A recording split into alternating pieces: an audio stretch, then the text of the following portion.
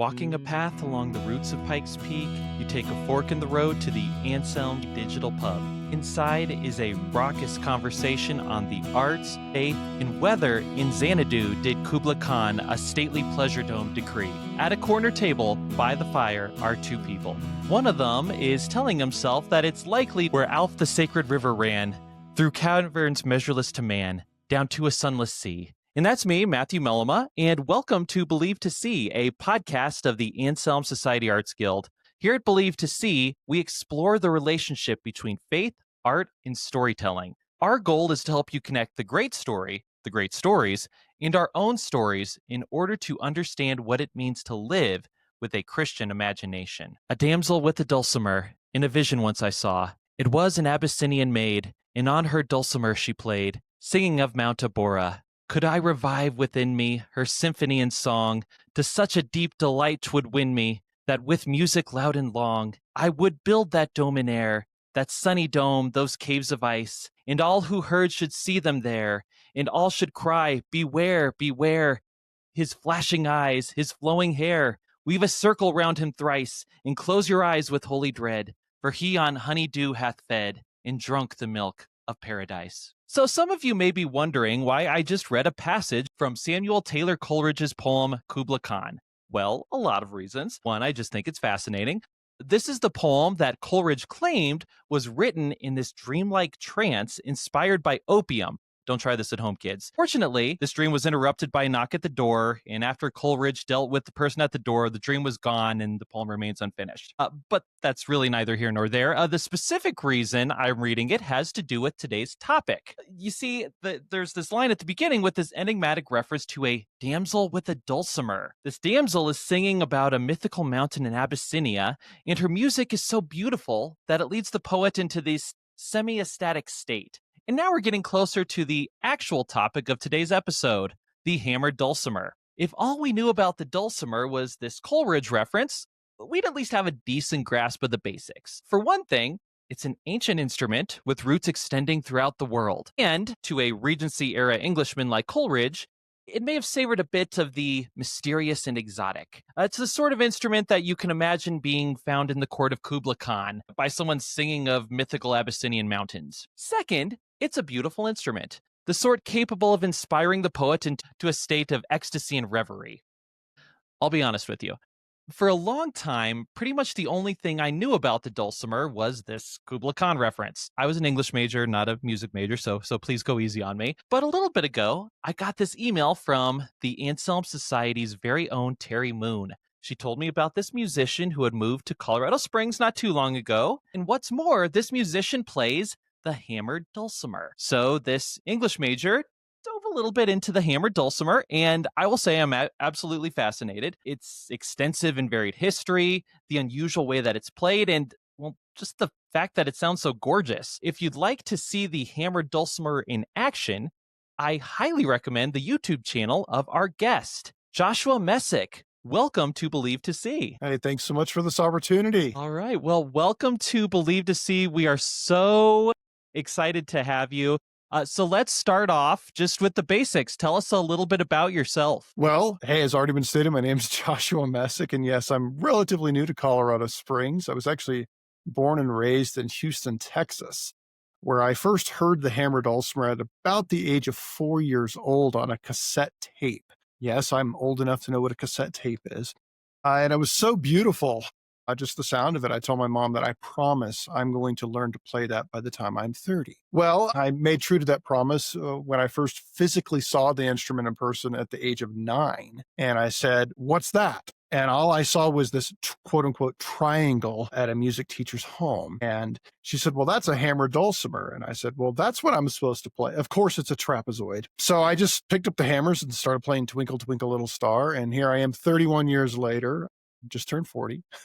Having the time of my life as a professional hammered dulcimer player. That is absolutely fantastic. So you touched on this a bit, but to the listeners who, like me, may not know a whole lot about the hammered dulcimer, let's start with the basics.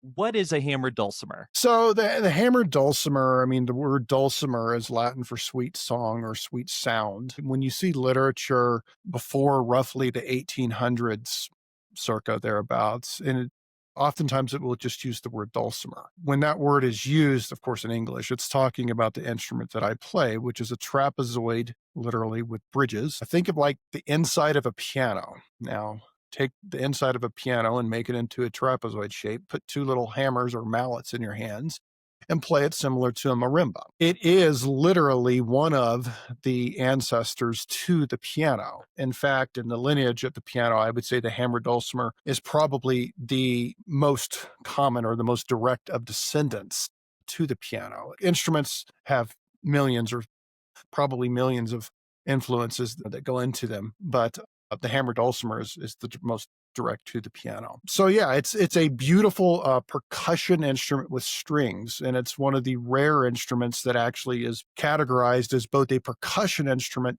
and a string instrument. The only other one that I've personally seen that has that categorization is the piano as well. Yeah, so you said something that was very intriguing to me before we started recording. I mentioned I did a little Wikipedia research on the history of the dulcimer, and you told me Wikipedia was totally wrong. So take me back to the ancient history. Where does the dulcimer originate? How did it get spread around the world? Set the record straight from Wikipedia. Yeah, well, the wiki page is constantly changing.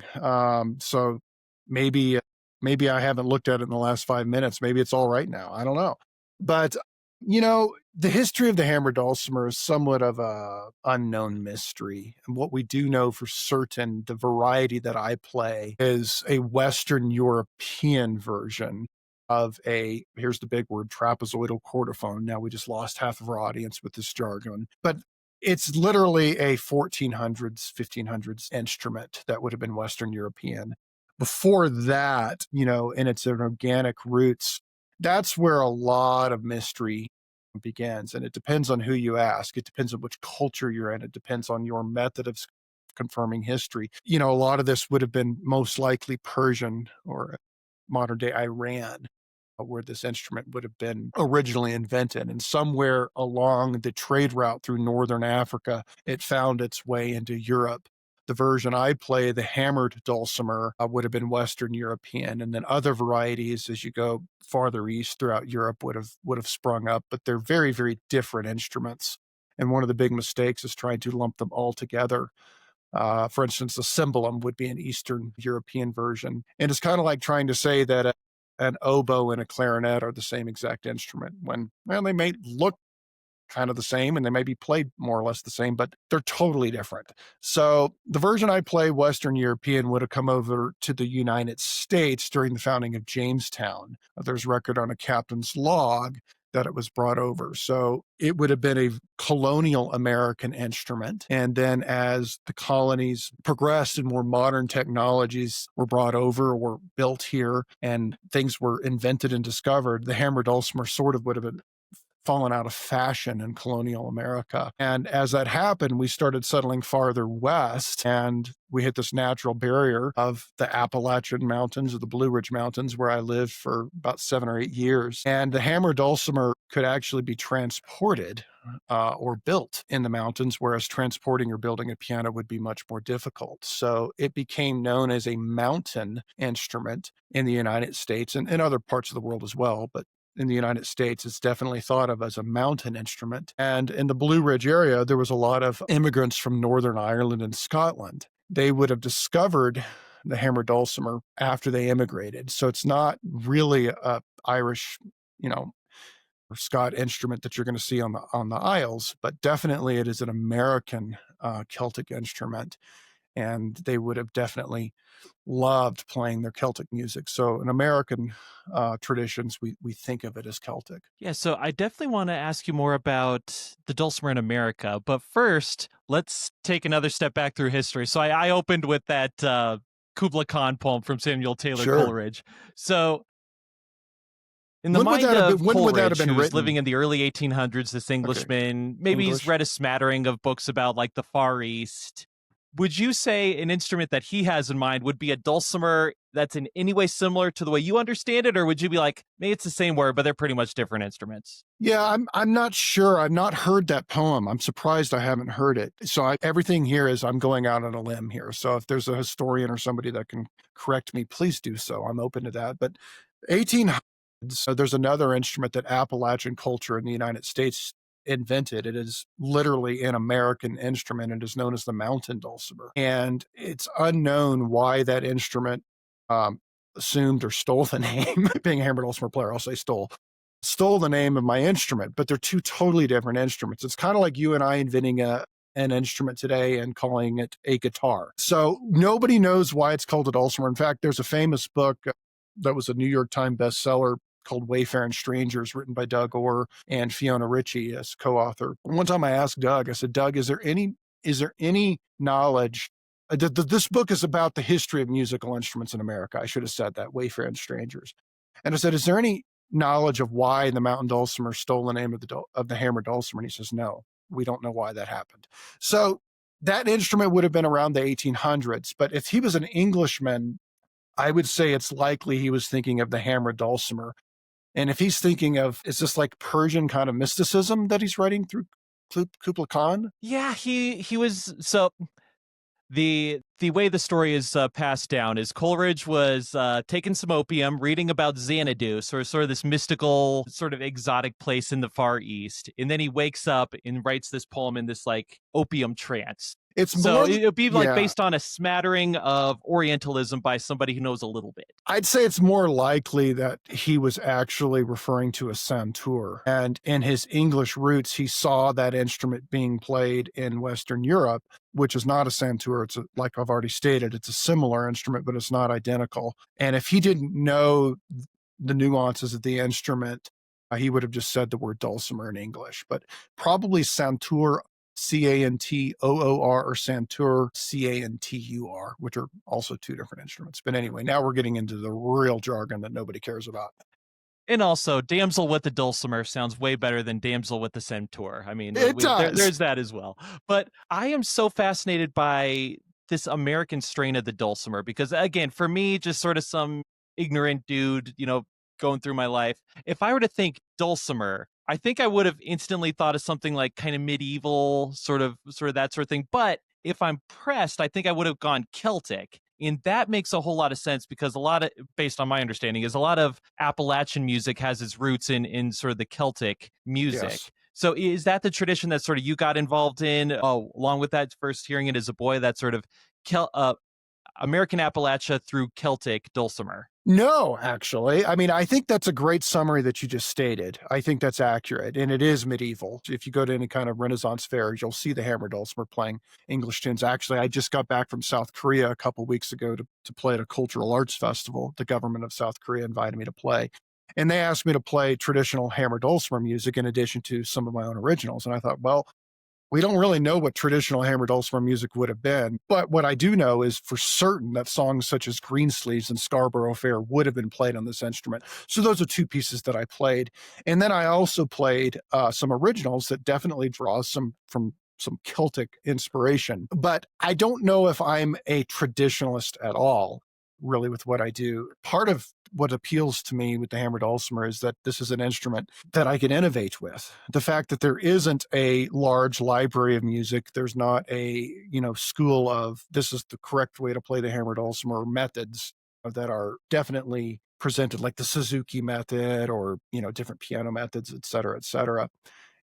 I've kind of had to go on this as a pioneer of the instrument. And I'm not saying I haven't had help. I've absolutely had help. And I don't want to not be grateful to the people that have contributed to my success. But a lot of what I have done really has been figuring it out on my own. And that innovation and that drive and that spirit of being able to create something unique and new that is rare and play it in a way that maybe hasn't been done that often, at least. That's what I love. That's the spirit that keeps me going. So I think that there's space to honor traditions and also be a progressive. And there's ways to do both with music. Yeah, absolutely. And I like the way you phrased it because, again, it's my understanding, from my smattering of reading and like musical archaeologies that it's just so difficult to know how these instruments were played, what it sounded like, because musical notation is such a recent invention in the grand scheme of things. So there is going to be this element of guesswork it played. But then the really cool thing about the dulcimer is it has its ancient roots, But as you've shown, it's something that just has such a broad range of possibilities. Listeners, if you would like to, I will not blame you for this. You can pause this podcast, go to YouTube, just get on Joshua Messick's YouTube channel, just type in Joshua Messick, and you'll see him just playing different songs with the hammer dulcimer. It's absolutely fantastic. His Scarborough Fair has 360,000 views. That's absolutely fantastic. So I was watching you play on these videos, sort of like I would watch sort of an Irish team sport that I don't understand the rules for, just like, what is going on there? And I was so fascinated. So there's the trapezoid shape with these metal strings, and you're playing it with what look like wooden spoons, and you're going so fast. You're kind of holding the spoons not super tight, and then you have this pedal that's doing something. I can't figure out what it's doing, but it's doing something Dampening. cool. Yeah. So walk Yeah. me through the nuts and bolts. How do you play a hammered dulcimer? Well, it's primarily a percussion instrument, and you have hammers or mallets that you hold in your hand and you strike the strings. So, part of the appeal to me as a young kid was this is percussion with strings. And part of the appeal to my mother was this is percussion with strings. It's not a drum. I can do this. Parents out there, if your kids are interested in drums and you can't stand it, maybe just suggest the hammered dulcimer. But it's also though can be plucked, and so you literally you can take the hammers and not even hold them and play the instrument with your hands, and it becomes a form of a plucked zither or psaltery. And so it's very broad in its ability to shape its tone, the way that you play it. The playing techniques are extremely vast. I would say equal to or more than most instruments that are out there. There's so much variety on this, which is what's part of what's created some really cool opportunities for me, and being able to be a chameleon and play in so many different genres and styles. Yeah, absolutely. And again, just me listening to this as a novice, I was just amazed. It was almost like these cascades of sound, right? Because you hit a note, you pluck a string, and it lingers. And while that's lingering, you have the next round. It's just wave after wave. It was such a cool effect. So I'm wondering, just in terms of like instrument crossover, would you as an expert on the hammered dulcimer, do you think it'd be easiest for you to transition to like a harp, a piano, or a drum, or some other instrument that I'm not even thinking of? Yeah, unfortunately, there's not very many instruments, or really any that cross over. I mean, the closest would be any percussion instrument, like a marimba. But then again, the tuning configuration and the playing style is so different because there's such a strong lyrical quality to this instrument. A lot of times, percussionists that play it, it just starts sounding flat, and that's not at all a disrespect at all to percussionists. What they're trained to do to play a percussion instrument is to play it relatively flat, sonically speaking. But the hammer dulcimer, it's in order to achieve, the best tone, it's about timbre control. It's about extracting differences. It's about not playing flat. And in order to do that, your playing technique is just different than a marimba. And there's so many more nuances and, as I've already said, timbre variations to this instrument that it's really kind of unique and it's on its own. That's a little bit discouraging for some, but for me, that uniqueness is really the appeal. It keeps me on my toes. If I miss a week of practice, it's hard to play. And, like I've already said, the discovery every day, I feel like I've learned something new about this instrument, and it never stops. I'm 40 years old. It's never stopped. There's always something unique and new about this. Yeah, and again, listeners, I cannot recommend this enough. Please go to his YouTube channel and check this out. And I want to talk about your composing work here in a bit, but first, I have some questions about the some of your past accomplishments. First off, you're the national champion at the hammer dulcimer. Tell me about that. Yeah, so there's in the United States, there's an accredited competition in Winfield, Kansas, of all places. It's called the Walnut Valley Festival, and it's the same place that actually hosts the International Guitar Championship for fingerstyle guitar and flat pick guitar and international mandolin, among others. So, it's just it's a competition that you you know sign up for and compete and do your best and hope to win. Look, I'm not going to lie. I'm not going to. It's not the same as winning an international piano competition or anything like that. It's not that, but it is something that I'm proud of, and it definitely drove me and motivated me to become the best player possible. And at the end of the day, from a player's perspective, the goal of competition should be to help motivate you to success. And if you've done that, win or lose, if you've gotten better, then you've succeeded.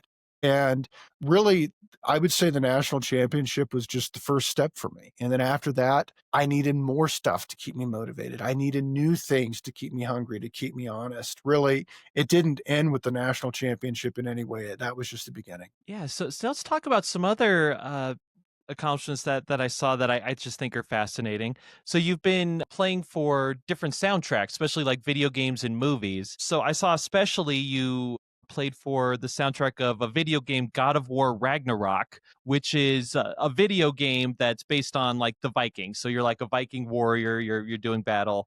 So you have the Scandinavian theme.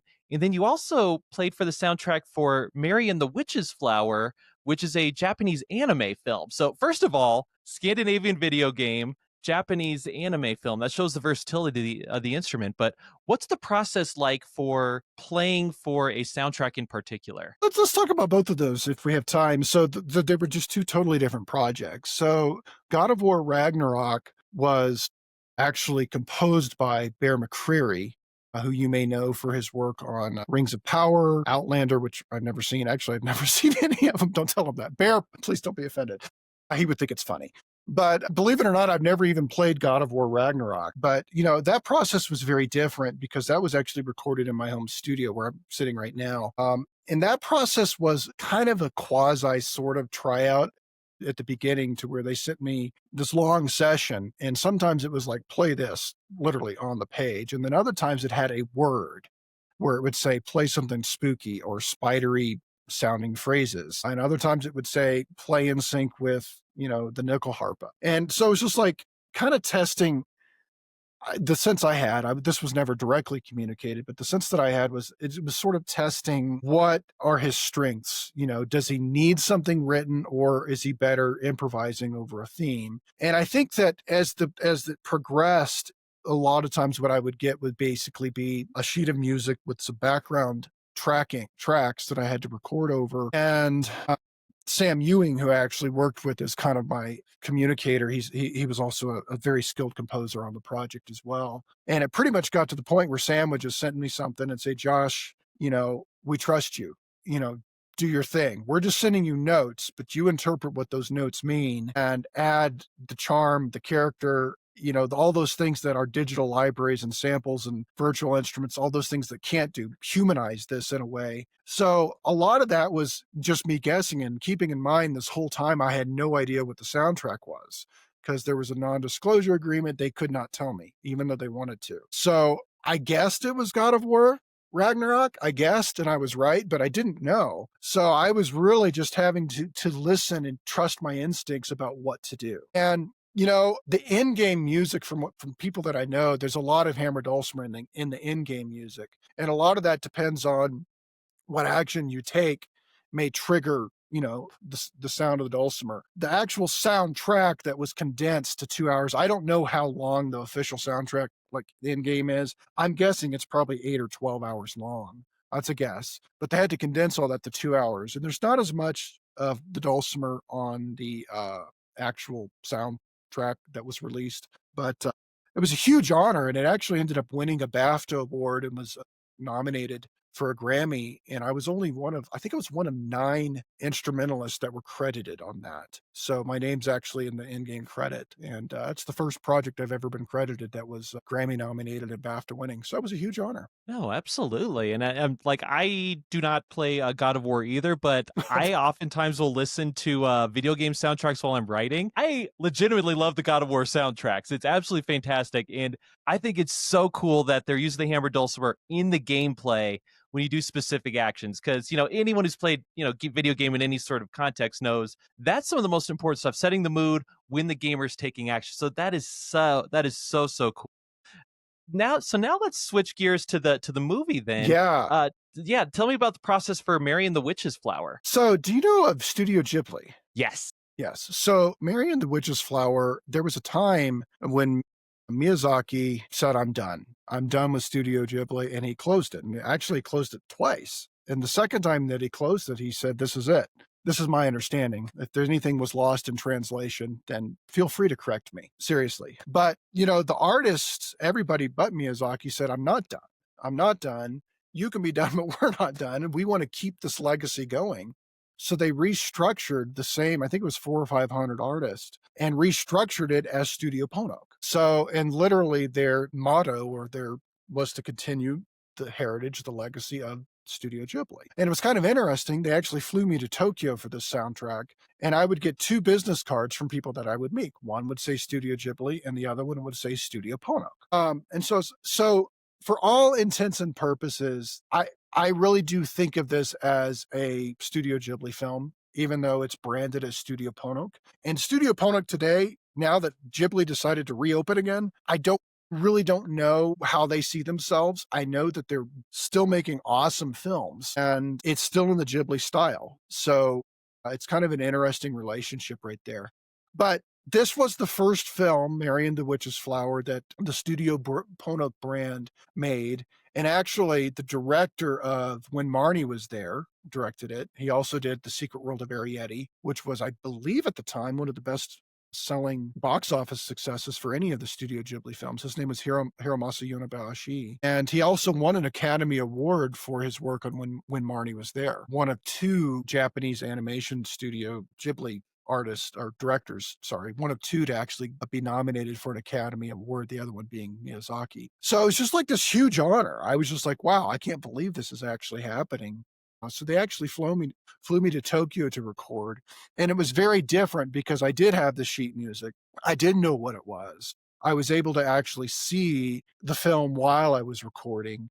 And I had the composer there, Takatsugu Muramatsu, who did the soundtrack for the Ghibli film When Marnie Was There as well. And he actually composed every note that I played. So there was very little freedom as far as, hey, Josh, here's a lead sheet, do your own thing. No, it wasn't that at all. But it was very unique in that I had to learn to play with the Japanese accent and then also communicate through translators. And it was a lot.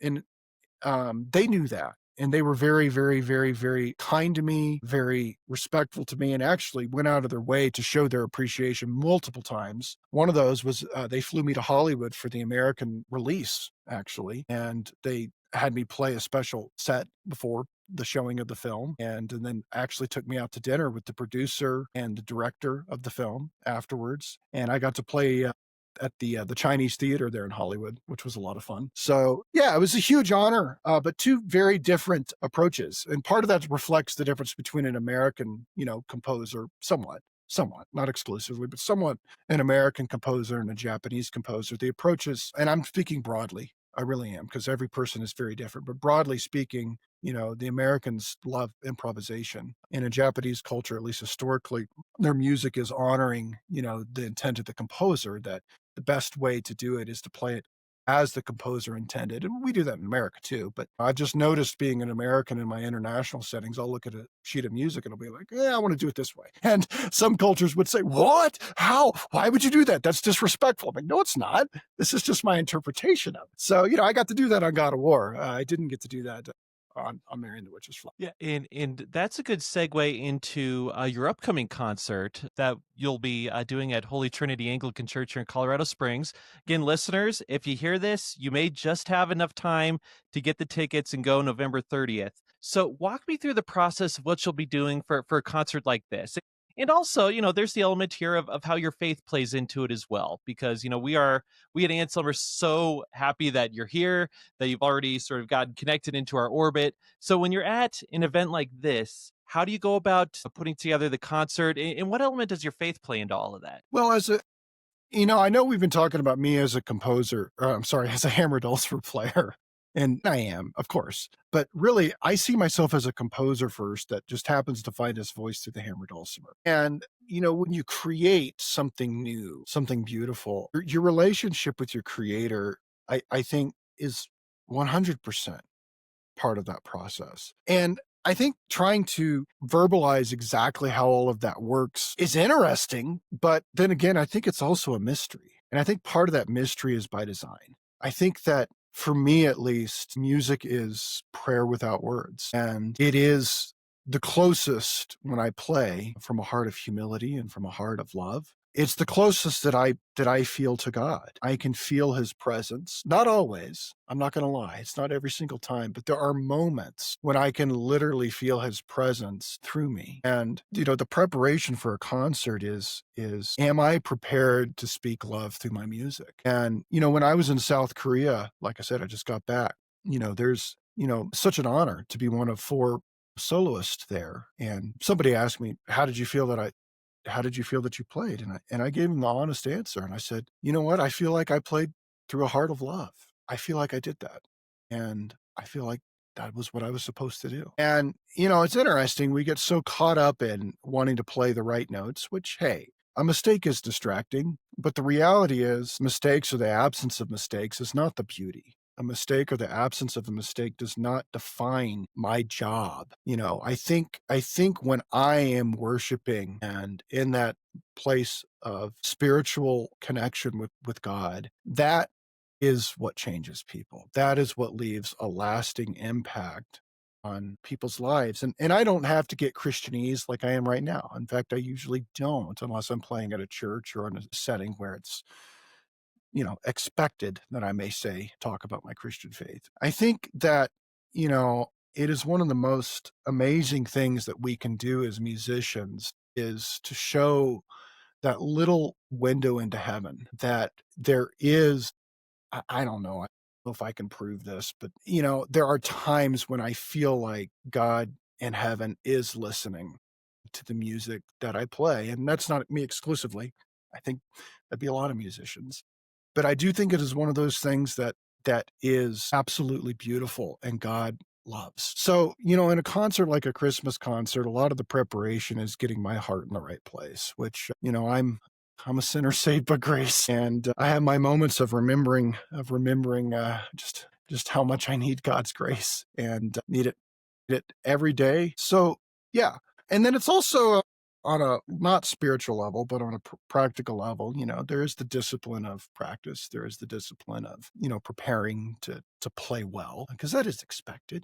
As long as people know that you've tried, you can make some mistakes. But if you're up there and people can tell you're not even trying, then of course that won't work. So you got to give an effort. And I give 110%. I give everything that I have in a concert, and sometimes it takes me a couple, 2 or 3 days to recover, and I'm okay with that. I really am. I don't want to leave anything back. I really want to give it all. No, and I think that's a great note to close it on. Once again, listeners, Joshua Messick, if you happen to be in the Colorado Springs area, he'll be at Holy Trinity Anglican Church November 30th. And if you don't happen to be in the area, if you're hearing this afterwards, Joshua, where can we find you? Where can we find your music? Sure. I actually have 10 albums. I know we've mentioned my YouTube channel quite a bit, but, part of what I do also is I'm an audio engineer, and I mix my own record and mix, at least my newer albums. So that's a whole different skill set. So yeah, the art of making an album is very different than the art of making a YouTube video. They're 2 different things. And I'd have to say that part of me, I guess, likes my albums even better. I really do. Maybe because I've worked, last one I worked on for literally 2,000, and that's not a joke. I really did. So yeah, please check those out. And they're always available by merch store, by CD, and you can always stream them if you would like to do that. But the best way to support the art, and this isn't just me, just public announcement, to support the independent artist. I mean, even if you don't listen to it, try to buy their CDs, because there's no other way to really make a living. Streaming just doesn't pay anything, but that's a different conversation. And so, yeah, check that out. And then check out, my website, joshuamessick.com, for future concerts and things like that. I hope to play a lot more in the area. And then keep me in mind, if there's like a church service, I'll be playing at Village 7 for their big Christmas concert. I would love to do more stuff like that in the Colorado Springs, Denver, Colorado area. Keep me in mind. I've probably played at 500-600 churches in my life, and I'd love to play it more in Colorado. Hopefully I don't have to travel to places like South Korea soon. I'd love to just stay right here. A little 4 or 5 hour radius bubble. That would be really nice. But thanks so much for this opportunity to be on this podcast and for letting me share about the Dulcimer, my faith, and my music. Absolutely. Once again, Joshua Messick, thank you so much for being on the program. And listeners, as you can probably tell, things are winding down at the Anselm Society Digital Pub. The fire is down to embers, the customers are trundling home, and you've polished off your final glass. Once again, Believe to See is a podcast of the Anselm Society Arts Guild. If you have an extra maybe 30 seconds or so to spare, please rate and review on the show on iTunes, Spotify, or wherever you get your podcasts. Thank you so much for listening, and we will catch you next time.